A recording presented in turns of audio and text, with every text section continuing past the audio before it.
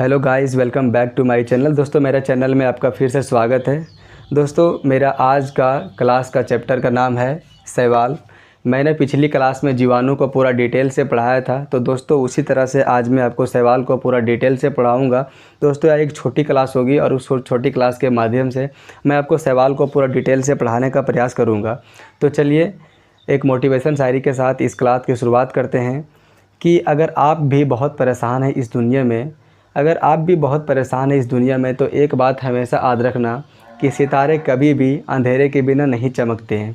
तो चलिए आज की क्लास से हम शुरुआत करते हैं शैवाल के बारे में पढ़ते हुए कि शैवालों का अध्ययन क्या कहलाता है। हम पॉइंट टू पॉइंट लिखते जाते हैं कि शैवालों का अध्ययन, शैवालों का अध्ययन।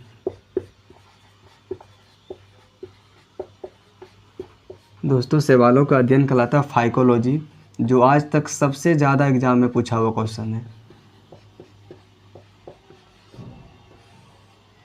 दोस्तों, मैं पढ़ाने से पहले और आप पूरी वीडियो को देखने से पहले आप एक चीज़ जान लें कि आज मैं इस क्लास में क्या क्या पढ़ाने वाला हूं। तो मैं आपको थोड़ा सा समराइज़ कर देता हूं कि कोशिका का अध्ययन दोस्तों कि शैवाल का अध्ययन क्या कहलाता है। अच्छा, लाल सागर का रंग लाल क्यों होता है? हम तो सभी जानते हैं कि लाल सागर का रंग शैवाल के कारण होता है, लेकिन कौन सा शैवाल के कारण होता है? सबसे छोटी शैवाल का नाम क्या है? सबसे बड़ी शैवाल का नाम क्या है? उसकी लंबाई कितना मीटर है? चाहे तो और भी जो सबसे बड़ी शैवाल है उसे और क्या कहा जाता है? चाहे तो सबसे पहले प्रकाश संश्लेषण का खोज किसमें किया गया था? अच्छा, कौन सा शैवाल को खाया जाता है? कौन सा शैवाल को लोग प्रयोग तंबाकू के रूप में करते हैं? कौन सा शैवाल को समुद्री सलाद के रूप में भी जाना जाता है? कौन से शैवाल को अंतरिक्ष आन के इसे कैबिन या हौज में रखते हैं? तो चलिए इन सारी और सभी बहुत महत्वपूर्ण सवाल के साथ में इस क्लास को आज शुरुआत करने जा रहा हूं। तो चलिए आप वीडियो में बने रहें दोस्तों। तो दोस्तों, शैवालों का अध्ययन कहलाता है फाइकोलॉजी। दोस्तों, शैवाल पादप के अंतर्गत आते हैं, इसलिए इसमें कोशिका भित्ति पाई जाती है। इसलिए जो शैवालों की कोशिका भित्ति सेल्यूलोज की बनी होती है। इसकी जो कि कोशिका भित्ति होती है ना, कोशिका भित्ति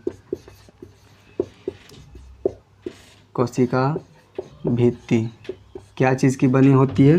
सेल्यूलोज की बनी होती है। दोस्तों, जब शैवाल पादप जगत के अंतर्गत आ रहे हैं तो ये कहीं ना कहीं सजीव वर्ग में भी आते होंगे।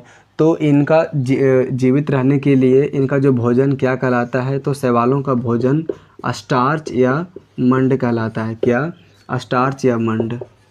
मोस्ट इम्पोर्टेंट है दोस्तों, कई बार एग्जाम में पूछ चुका है क्वेश्चन कि शैवालों का भोजन क्या कहलाता है? तो स्टार्च या मंड।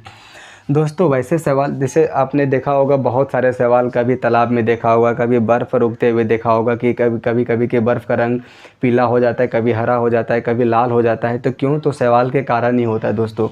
तो चलिए आज हम जानते हैं कि बर्फ़ पर उगने वाले शैवाल को क्या कहा जाता है। तो ओवरऑल दोस्तों कि बर्फ़ पर उगने वाले शैवाल को क्रिप्टोफाइटा कहा जाता है। क्या? क्रिप्टोफाइटा। कि बर्फ़ पर उगने वाले शैवाल, कि बर्फ़ पर उगने वाले शैवाल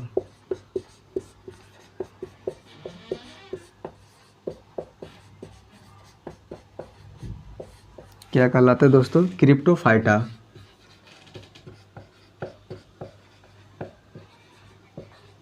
दोस्तों, आज आपको क्लास में बहुत कुछ नया चीज़ सीखने को मिलेगा और क्लास बहुत मज़ा आएगा दोस्तों। आप बड़े बड़े वर्ड से थोड़ा सा आप डराइएगा नहीं कि इतना बड़ा बड़ा वर्ड एग्ज़ाम में नहीं आता, लेकिन अगर आ गया दोस्तों, अभी लगातार कंपटीशन बढ़ते जा रहा है, तो जो आप करके आइएगा वो और कोई करके नहीं आ सकता है। तो बर्फ़ पर उगने वाले शैवाल को क्रिप्टोफाइटा कहा जाता है। दोस्तों, अगर बर्फ़ पर शैवाल अगर उग रहा है तो हो सकता है कि अगर बर्फ़ का रंग अगर लाल हो जाए, अगर बर्फ़ का रंग अगर हरा हो जाए, तो अगर बर्फ़ का रंग अगर पीला हो जाए, तो उसमें कौन कौन सा शैवाल के कारण वैसा रंग होता है? तो चलिए जानते हैं। अगर बर्फ़ का रंग अगर लाल हो तो कौन सा शैवाल के कारण होता होगा? अगर बर्फ़ का रंग अगर हरा हो, ठीक है, तो उसमें कौन सा शैवाल पाया जाता है? अगर बर्फ़ का रंग अगर आपको पीला दिखाई दे, क्या? पीला, तो कौन सा शैवाल के कारण ऐसा होता है? तो दोस्तों, आज आपको जानने को मिलेगा। और आप जैसा कि आप देख रहे होंगे स्क्रीन पर भी मैंने आज डायग्राम भी लगा दिया है। तो बर्फ़ यानी कि अगर बर्फ़ पर उगने वाले शैवाल को क्रिप्टोफाइटा कहा जाता है। अगर उस बर्फ़ का रंग लाल हो उस शैवाल के कारण, तो कौन से शैवाल के कारण होता है दोस्तों? तो उस शैवाल का नाम है हेमेटोकोकस निवेलिस। क्या? हेमेटोकोकस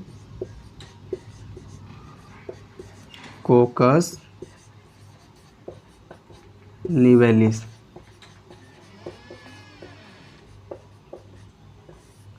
और अगर आपको बर्फ़ का रंग हरा दिखाई दे तो उस शैवाल का नाम है दोस्तों रेफिडोनोमा। क्या?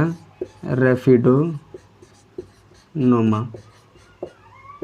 दोस्तों आप इसके बाद में सवाल लगा लीजिएगा, क्योंकि मेरा आज का क्लास ही है सवाल, तो बार बार सवाल लिखने का कोई मतलब नहीं बनता। और अगर आपको बर्फ़ का रंग अगर आपको पीला दिखाई पड़े, जैसा आपको स्क्रीन में दिखाई दे रहा है, तो उसमें पाया जाता है क्लेडोमोनास। क्या? क्लेडोमोनास।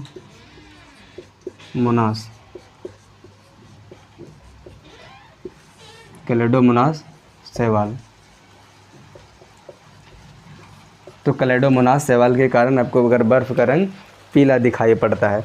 चलिए अब इन सभी आगे से बढ़कर जानते हैं। अगर लाल हरा पीला का दोस्तों अगर बात हो रहा है, तो मैं आपको एक बात और बता दूं इसमें, कि आपने सुना होगा कि लाल सागर का रंग लाल क्यों होता है, तो उसे लाल सागर क्यों कहा जाता है? तो दोस्तों पहले क्वेश्चन पूछता था कि लाल सागर का रंग लाल क्यों होता है, तो इसका ऑप्शन देता था कवक, शैवाल, लाइकेन, और भी पता नहीं क्या क्या देता था। तो दोस्तों इसका आंसर था शैवाल। लेकिन अब क्वेश्चन का पैटर्न बदल चुका है। अब क्वेश्चन डायरेक्टली पूछता है कि लाल सागर का रंग लाल कौन सा शैवाल के कारण होता है। तो आज आप जानेंगे कि लाल सागर का रंग लाल होता है ट्राइकोडेस्मियम इरिथियम नामक शैवाल के कारण। क्या? ट्राइकोडेस्मियम इरिथियम नामक शैवाल के कारण। चलिए मैं इसे लिख देता हूँ कि लाल सागर का रंग लाल क्यों होता है। तो दोस्तों होता है ट्राइकोडेस्मियम। वर्ड थोड़ी सी बड़े बड़े हैं दोस्तों, आप इसे 2 से 3 बार ज़रूर देख लीजिएगा। ट्राइकोडेस्मियम इरिथियम।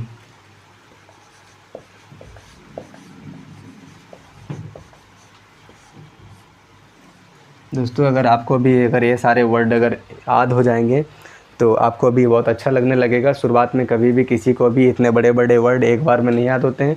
तो आप इस वीडियो को 2 से 3 बार आप देख सकते हैं, स्पीड को बढ़ाकर, चाहे तो आप इसे अपने नोटबुक में उतार सकते हैं। तो चलिए आप इससे और हम आगे बढ़ते हैं फटाफट कर। दोस्तों जैसा कि मेरा पहले का भी स्लोगन है और मैं अभी भी कहता हूँ कि कंटेंट से कोई समझौता नहीं। जो एग्ज़ाम में आता है वो आपको पढ़ना ही पड़ेगा, चाहे तो आपको कैसे भी करके पढ़ना है। अब बात करते हैं सबसे बड़ी शैवाल और सबसे छोटी शैवाल के बारे में। तो दोस्तों सबसे बड़ी शैवाल का नाम है माइक्रोसिस्टिस शैवाल। क्या? माइक्रोसिस्टिस शैवाल, जिसकी लंबाई लगभग 10 मीटर होती है। इसे समुद्री दैत्याकार घास या वरुण घास भी कहा जाता है। तो चलिए मैं आपको लिख लिख के मैं बताता हूँ। मैं थोड़ा सा फास्ट लिखने का प्रयास करूँगा। सबसे बड़ी शैवाल, बड़ी शैवाल क्या है? माइक्रोसिस्टिस।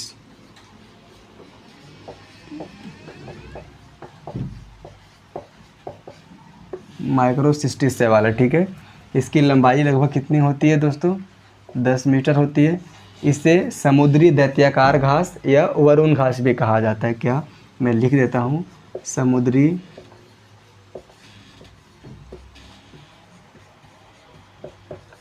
दैत्याकार घास और वरुण घास। ये हो गया दोस्तों सबसे बड़ी शैवाल का नाम हो गया क्या? माइक्रोसिस्टिस शैवाल, जिसकी लंबाई लगभग 10 मीटर होती है। और जिसे माइक्रोसिस्टिस शैवाल को समुद्री दैत्याकार घास या वरुण घास भी कहा जाता है। चलिए अब हम बात करते हैं सबसे छोटी शैवाल के बारे में।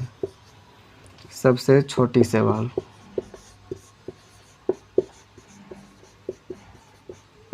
तो सबसे छोटी शैवाल का नाम है दोस्तों एसिटाबुलेरिया।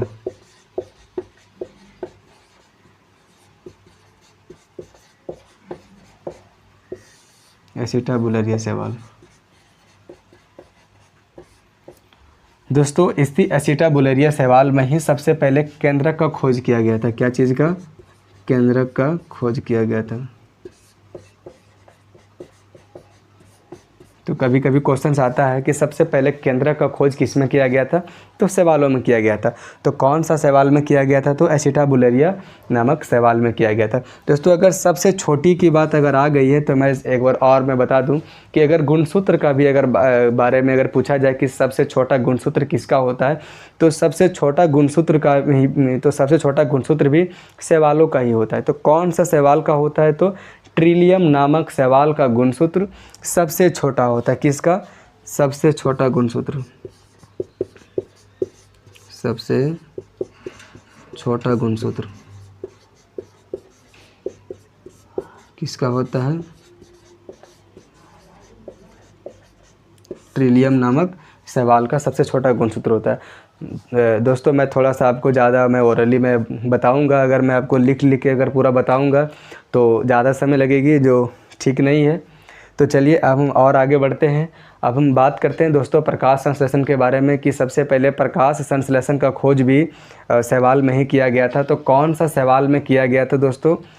तो क्लोरेला नामक शैवाल में सबसे पहले प्रकाश संश्लेषण का खोज किया गया था। दोस्तों आप अगर क्लोरेला शैवाल के बारे में आप एक चीज़ जान लीजिए कि अगर क्लोरेला शैवाल को प्रकाश नहीं भी मिलेगा तो भी ये ऑक्सीजन प्रदान करेगा।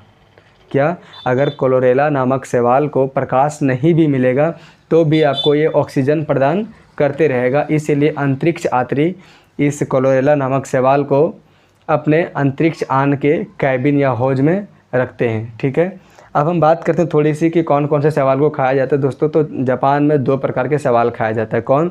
एक खाया जाता है पेरीफेरा और एक खाया जाता है अल्वा शैवाल। दोस्तों इसमें पेरीफेरा और अल्वा शैवाल में अल्वा मोस्ट इंपॉर्टेंट है, क्योंकि अल्वा शैवाल में बहुत सारे मिनरल्स मिले होते हैं। जैसे उसमें vitamin A, vitamin C, vitamin D, vitamin E, vitamin K और इन सभी अन्य vitamin A, C, D, E and K के अलावा उसमें कार्बोहाइड्रेट भी पाया जाता है। इसलिए अल्वा शैवाल को समुद्री सलाद के नाम से भी जाना जाता है। दोस्तों अब हम बात कर लिए पेरीफेरा और अल्वा शैवाल के बारे में। अब मैं बात करता हूं कि एक ऐसा शैवाल है जिसका नाम है रोडोमेरा पल्मेटा शैवाल। क्या? चाहे तो उसे कहा जाता है रोडोमेरा या तो कहा जाता है उसे रोडोमेरिया पल्मेटा शैवाल। तो दोस्तों रोडोमेरा पल्मेटा शैवाल का प्रयोग स्कॉटलैंड में तंबाकू के रूप में करते हैं, जैसा अभी आपको स्क्रीन पर दिखाई दे रहा होगा दोस्तों। और में एक और सवाल है जिसको लोग चीन में खाया करते हैं, उस शैवाल का नाम है दोस्तों नोस्टाक। क्या? नोस्टाक। तो नोस्टाक नामक शैवाल को चीन में खाया जाता है। अच्छा दोस्तों अगर आप कभी तालाब वगैरह में देखे होंगे कि अगर एक जगह है शैवाल तो वो एक जगह से दूसरे जगह वो ट्रैवल करते रहते हैं। तो दोस्तों उसके ट्रैवलिंग के लिए यानी कोई मोटर नहीं लगा रहता है, ना कोई इलेक्ट्रिक चीज़ लगा होता है, लेकिन उसके फ्लेजल लगे होते हैं। अगर पानी की जैसे ये वाला हो गया, मान के चलिए ऐसे दोस्तों थोड़ा मार्कर अभी नहीं चल रहा है, उसमें फ्लेजल लगे होते हैं और पानी का जो बल है ना उस फ्लेजल में थोड़ा थोड़ा सा उसको धक्का देते रहता है। तो उससे क्या होता है कि वो जो शैवाल एक जगह से दूसरे जगह तक वो ट्रैवल करते रहते हैं। अच्छा जो शैवाल है ना वो जो शैवाल बहुत सारे जो हैं वो कभी घोंघा पर उगते हैं, कभी कछुए पर उगते हैं, चाहे तो कभी नाली में उगते हैं। तो दोस्तों जो नाली में उगने वाला शैवाल को कारा नाइट्रेला भी कहा जाता है। तो उस कारा नाइट्रेला से मलेरिया की दवा बनाई जाती है। दोस्तों अभी इसमें और बहुत कुछ बाकी है जो आपको पार्ट 2 में बताया जाएगा कि कछुए पर उगने वाले शैवाल को क्या कहा जाता है, चाहे तो घोंघा के ऊपर उगने वाले शैवाल को क्या कहा जाता है, और नाली में उगने वाले शैवाल को क्या कहा जाता है। तालाब या जो जल में जो जैसे आपने कभी देखा होगा कि तालाब में बहुत सारे जो पूरे जैसा जो भी आपको स्क्रीन पर दिखाई दे रहा है कि पूरा ग्रीन ग्रीन टाइप का। दोस्तों अभी थोड़ी सी लाइन का प्रॉब्लम हो गया है, अभी इधर पानी गिर रहा है तो थोड़ा आप एडजस्ट कीजिएगा। तो कहाँ थे हम? हाँ तालाब के बारे में हम बोल रहे थे कि जैसे जो तालाब का जो शैवाल होता है उस शैवाल को क्या कहा जाता है जो पूरा ज़्यादा इतना सॉफ्ट होती है, इतना मुलायम होती है। तो इसमें भी और बहुत सारे चीज़ भी बाकी है दोस्तों। तो आज की क्लास हम वहीं तक रखते हैं, अब इसका पार्ट 2 ज़रूर देखिएगा। तब तक के लिए थैंक यू।